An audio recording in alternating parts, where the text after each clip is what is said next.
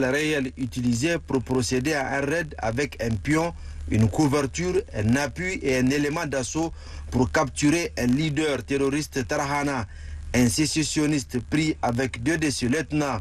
Lors du retrait des troupes, la force conjointe a fait face à une attaque complexe. Un agent explosif improvisé qui fait sauter un véhicule suivi d'une embuscade par un renfort ennemi. La riposte a permis de neutraliser le groupe armé terroriste et les blessés évacués. Une autre attaque chimique a fait l'objet de décontamination de la mare de la ville et la désinfection de la population. Le tout sous l'œil observateur des états-majors des 5 pays civils.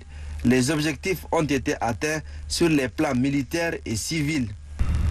Plus d'une trentaine d'incidents, aussi réalistes que possible, ont été simulés, comprenant des assauts, des embuscades, des réponses aux engins explosifs, etc. Les performances des unités face à ces défis ont été évaluées.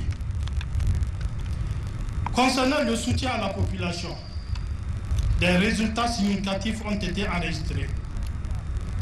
En effet, sur le plan sanitaire, 1400 patients ont reçu des consultations ophtalmologiques. 155 opérations de la cataracte ont été réalisées. 525 patients ont bénéficié de consultations médico-chirurgicales. 255 patients ont bénéficié de consultations gynéco. 34 opérations de petite chirurgie ont été effectuées. 85 patients ont bénéficié de consultations dentaires. 1750 moustiquaires imprégnés ont été distribués. 55 militaires, donc de forces de défense et de sécurité et également des pays amis, ont reçu une formation en sauvetage au combat. Divers produits pharmaceutiques ont été distribués à la population. Sur le plan alimentaire, 220 tonnes de vivres ont été distribuées, comprenant 100 tonnes de mil, 70 tonnes de riz, 50 tonnes de sorgho, 50 tonnes d'aliments pour bétail ainsi que des vaccins pour le bétail, bénéficiant à 1670 ménages, soit environ 11 990 personnes vulnérables. Sur le plan scolaire, 1500 kits scolaires ont été fournis aux responsables départementaux. L'exercice Tarhanakal se tient à un moment où les menaces sont multiples et multiformes. Il faut non seulement s'adapter à la stratégie de l'ennemi, mais aussi anticiper. Le contexte sociopolitique actuel, caractérisé par la recherche de la souveraineté de nos États, nous a amenés à une communauté de destin. De ce fait, nous devons impérativement coopérer pour relever les défis sécuritaires.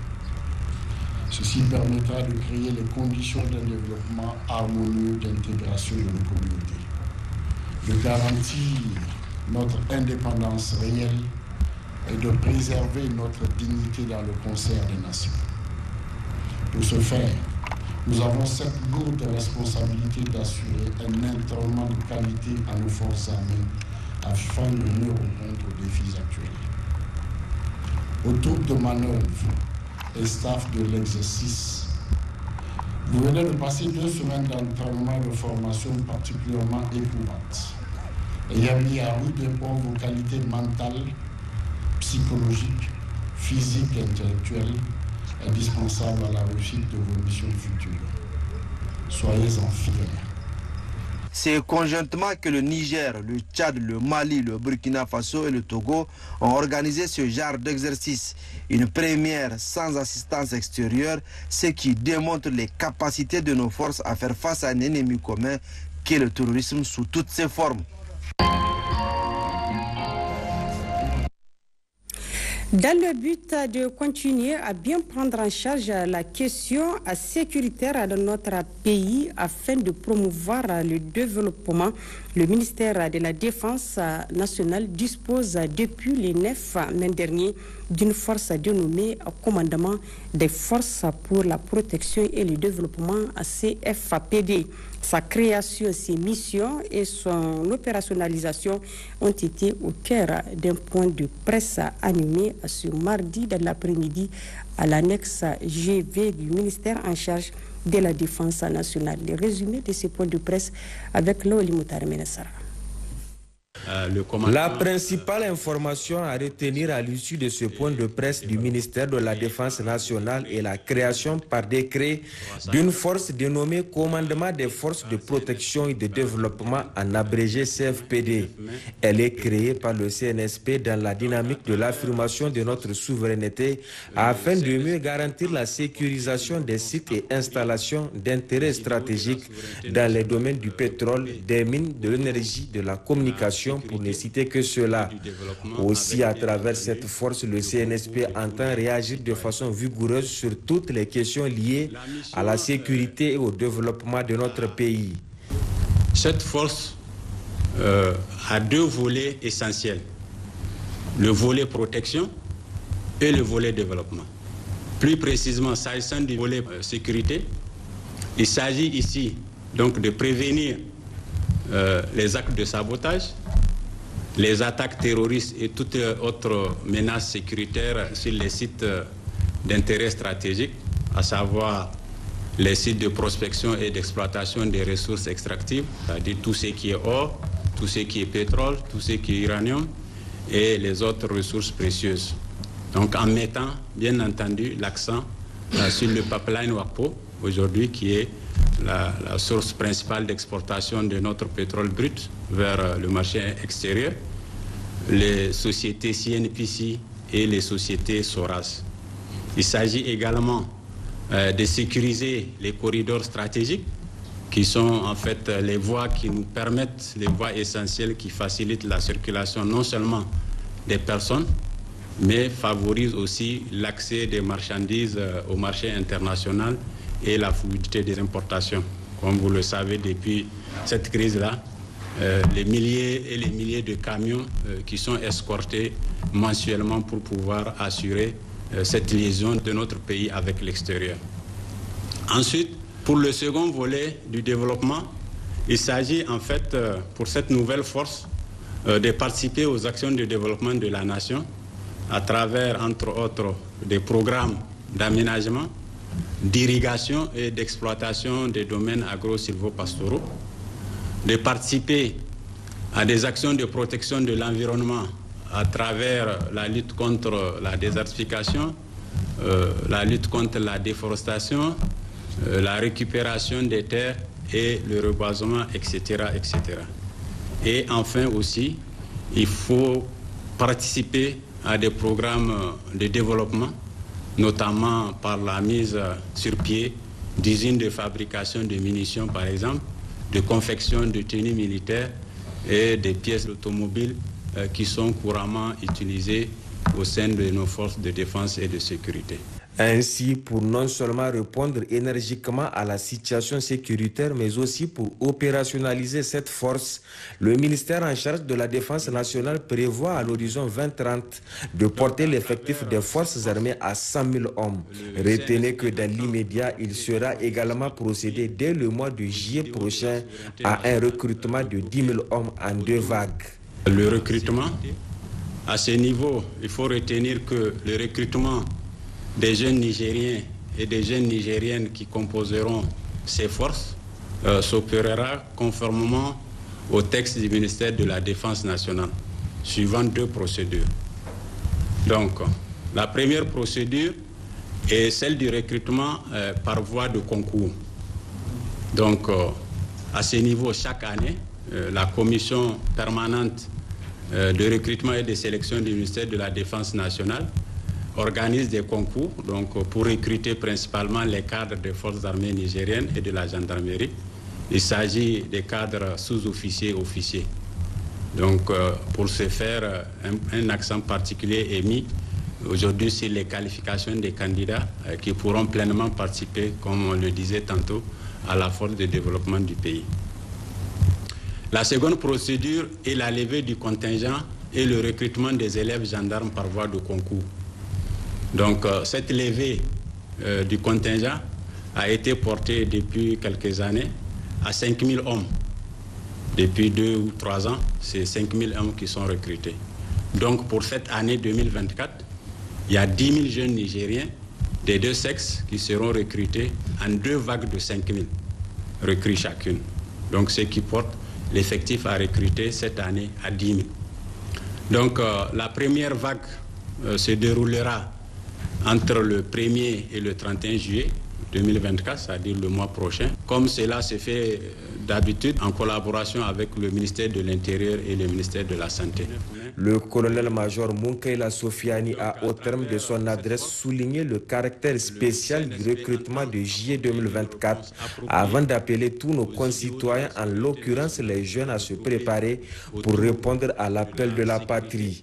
C'est dans l'objectif de répondre au double impératif de rehausser les effectifs des forces armées traditionnelles et de pourvoir en personnel le commandement des forces de protection et de développement, que cette campagne de recrutement sera lancée le 1er juillet 2024 prochain.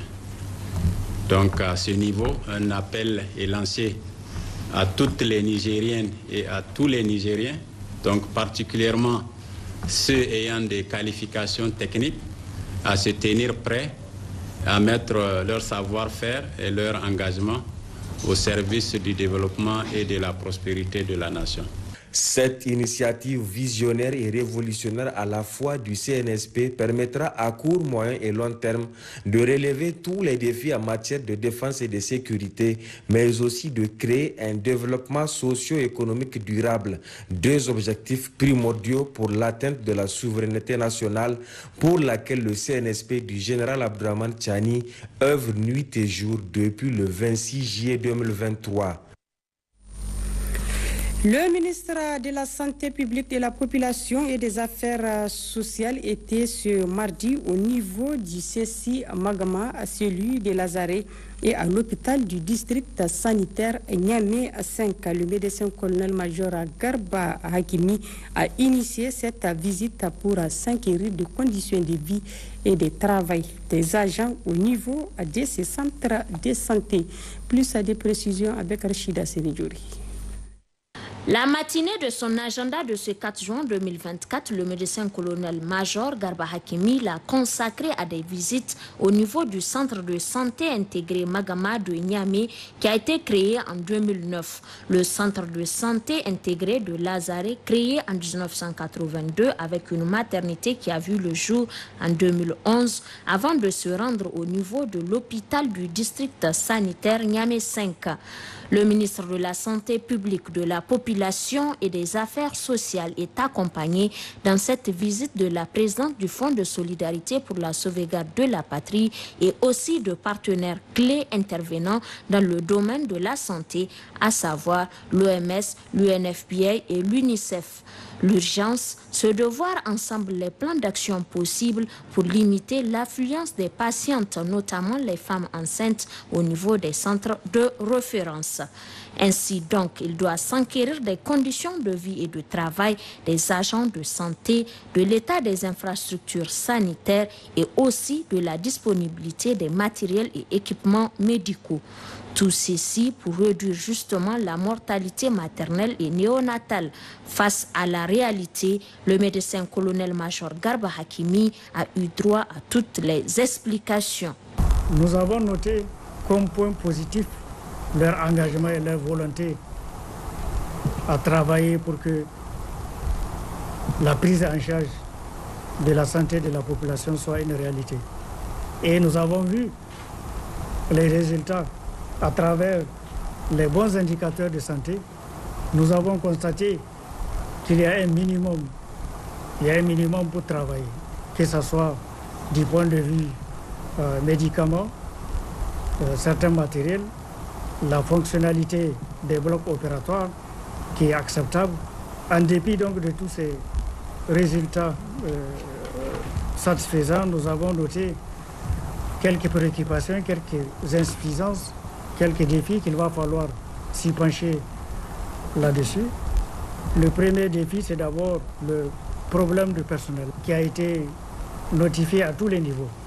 Nous avons noté également des infrastructures qui sont vraiment vétustes à travers le mauvais fonctionnement du circuit électrique qui engendre des fois des incendies et à travers aussi le problème d'étanchéité. Nous avons noté également une insuffisance dans le fonctionnement des blocs opératoires. Nous avons noté également une insuffisance dans la gestion des déchets biomédicaux. Animé d'une volonté ferme pour atteindre l'objectif de sa sortie, le ministre en charge de la santé publique a rassuré les responsables de ces centres sanitaires de son engagement à améliorer leurs conditions de travail. Donc nous sommes conscients de toutes ces insuffisances-là et nous allons voir comment y remédier.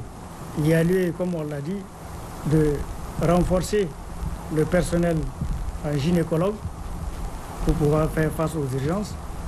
Au niveau toujours du bloc opératoire, doter certains centres des appareils d'anesthésie qui en manquent ou qui ne sont pas opérationnels, renforcer la capacité en ce qui concerne les aspirateurs, les cialytiques. Au total, nous avons identifié ce qu'il faut pour que les blocs opératoires soient vraiment opérationnels. Les centres qui n'ont pas des incinérateurs pour la gestion de ces déchets, eh bien, ils peuvent utiliser les incinérateurs des autres. Et Inch'Allah, avec le temps, nous allons vaincre ces défis pour que tout le monde puisse travailler dans les meilleures conditions. Assurément, il y parviendrait grâce aux efforts de l'État et de ses partenaires. Le nouvel ambassadeur du Ghana et celui de l'Inde accrédités au Niger ont présenté ce mardi les copies figurées de leurs lettres de créance au ministre des Affaires étrangères, de la coopération et des Nigériens à l'extérieur, Bakari Yaou Sangaré.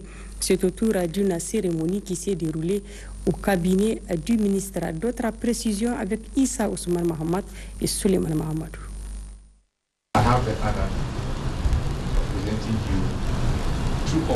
C'est l'ambassadeur désigné de la République du Ghana auprès du Niger, Alex Ouredou Edou, qui a été d'abord présenté ses copies figurées de sa lettre de créance au ministre des Affaires étrangères, de la coopération et des Nigériens à l'extérieur, l'ambassadeur Bakari Yaou Sangaré.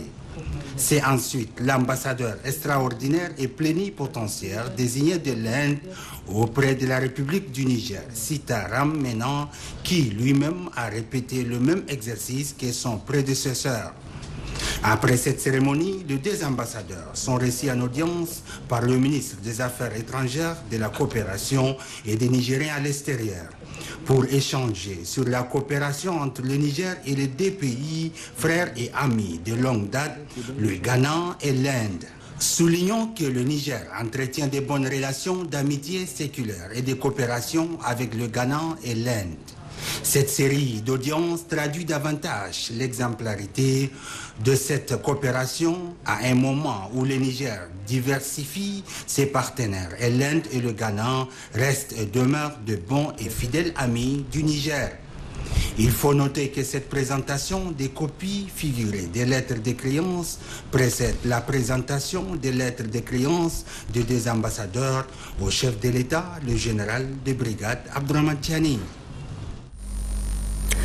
Le Niger célèbre ce mercredi à 5 juin la journée mondiale de l'environnement, édition 2024. Depuis DIFA, où il est en mission de travail, le ministre de l'Hydraulique, de l'Assainissement et de l'Environnement a livré un message dans lequel le colonel Maïzam Abdoulaye a réaffirmé l'engagement des autorités nigériennes à œuvrer pour la sauvegarde de l'environnement. Les résumés de ce message avec Ali Ibrahim et Majiri Abdraman. Et depuis DIFA, la capitale du manga, que le ministre de l'Hydraulique, de l'Assainissement et de l'Environnement a livré son message à l'occasion de la célébration de la Journée mondiale de l'environnement. DIFA, pour exprimer l'engagement des autorités nigériennes à œuvrer pour la sauvegarde de notre cadre de vie. Le thème de cette année est la restauration des terres, la désertification et la résilience à la sécheresse, sous le slogan « Nos terres, notre avenir ». Nous sommes la génération restauration. Il souligne l'ampleur du défi environnemental actuel et encourage tout le monde à participer aux efforts de protection et de restauration de la terre. Notre pays, le Niger, faisant de la préservation et de la restauration des bases productives l'une de ses priorités, a adhéré à l'initiative africaine de restauration des paysages forestiers avec un engagement à restaurer 3,2 millions d'hectares d'ici à 2030. Pays charnière au cœur du Sahel, les impacts des changements climatiques se traduisent sur plusieurs aspects négatifs sur le Niger. C'est pourquoi, conscient de leurs responsabilités, le Conseil national pour la sauvegarde de la patrie et le gouvernement mènent des actions de restauration de l'environnement. C'est tout le fondement de la lettre de mission à nous confiée par son Excellence le général de brigade Abdraman Chani, président du Conseil national pour la sauvegarde de la patrie, CNSP, chef de l'État, sous la conduite de son Excellence Ali Mohamed Lamine Zen, Premier ministre.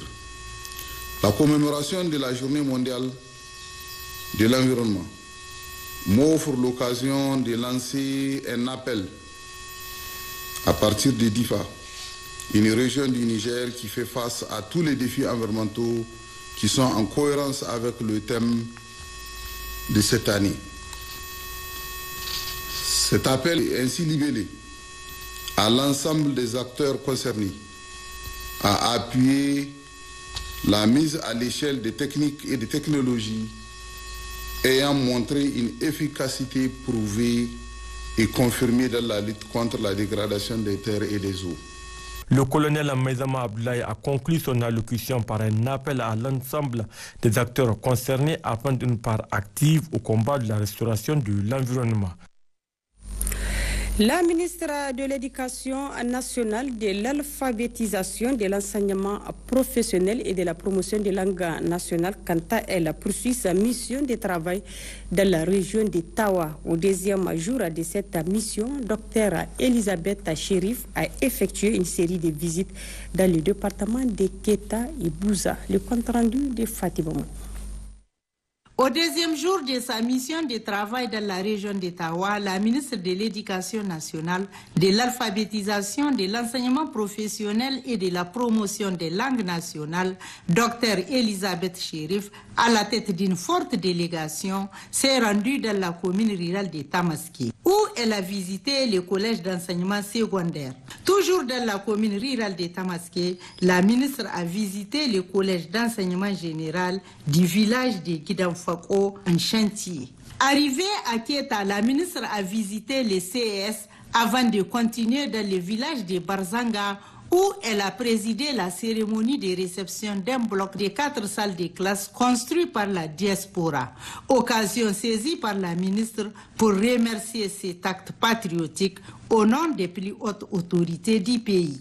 Au village de Laba, dans la commune rurale de Garhanga, la délégation ministérielle s'est rendue au CEG franco-arabe.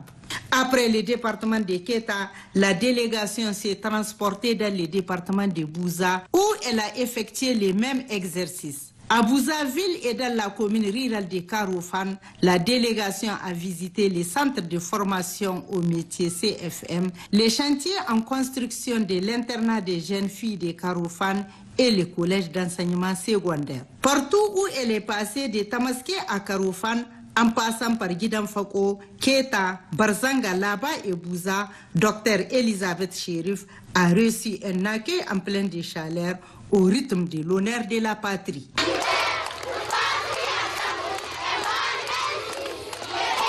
À toutes ces étapes, la ministre a eu des échanges fructueux avec l'ensemble des acteurs de l'éducation. Dr Elisabeth Chérif s'est également imprégnée des conditions de vie et de travail des agents qui lui ont transmis des doléances. Préoccupation que la ministre a promis de trouver des solutions.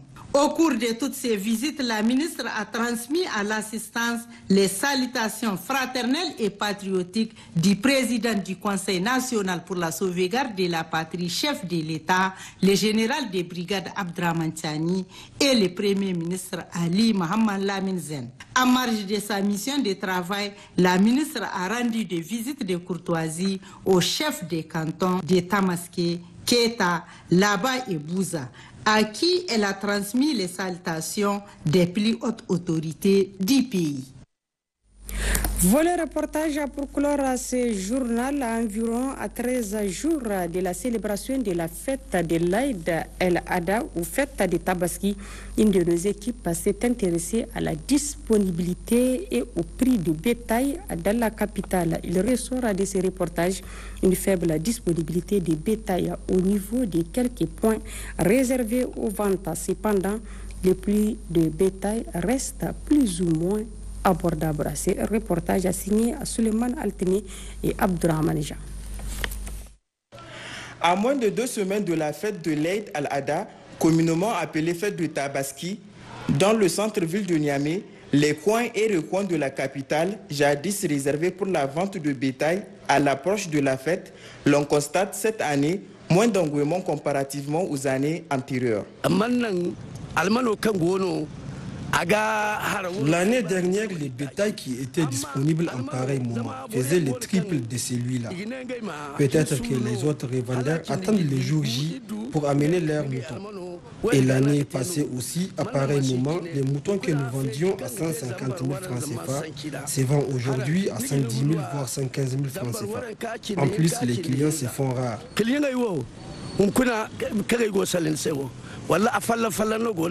Pour le cas du grand marché à bétail de Niamey, appelé Trois Coups, la disponibilité de bétail, précisément les moutons venus de plusieurs régions du pays y est, et les prix sont abordables. Selon le syndicat des vendeurs et exportateurs de bétail, ce constat intervient après l'exportation d'un nombre important de ce bétail vers l'extérieur. Cette année, les animaux ont beaucoup marché, parce qu'il faut savoir que tous les gens du Bénin, les gens du Togo, les gens du Burkina Faso, les gens du Sénégal et les gens du Mali, eux, ils rentrent à Dori pour perdre les animaux avec nous, en ce qui concerne les... Bon, à partir de 25 000, 30 000, 50 000, 100 000 jusqu'à 1 million, il y en a. Donc, l'argent que tu as, tant que tu rentres dans le marché, tu vas avoir des moutons. De par ce constat, malgré le désengouement, la faible disponibilité de bétail dans la ville, les prix cette année restent accessibles comparativement aux années écoulées. En attendant l'arrivée des bétails des pays voisins pour renforcer cette disponibilité, espérons que les prix seront maintenus jusqu'au 17 juin 2024, date retenue pour la célébration de la fête de l'Aïd al-Adha. Et c'est ici que s'achève ce journal. Merci à vous de l'avoir suivi. C'est également à la fin du programme d'essai à 4 juin sur Télé Sahel. Le prochain rendez-vous est pour ces 5 à 10 heures précises pour un nouveau programme du jour. Bonne soirée à toutes et à tous. Au revoir.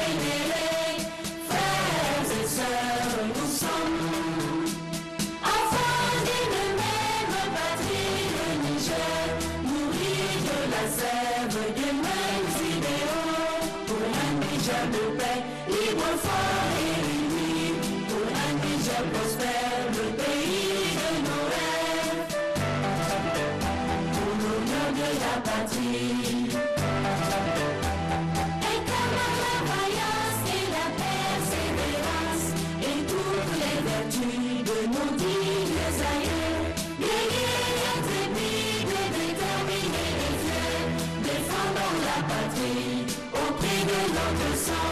Faisons du Niger sa bonne dignité, amenez les flambeaux de l'Afrique qui avance. Pour ces nobles idéaux, debout et en avant pour le travail, en avant pour le combat. Nous demeurons debout, portant haut le drapeau de notre cher pays.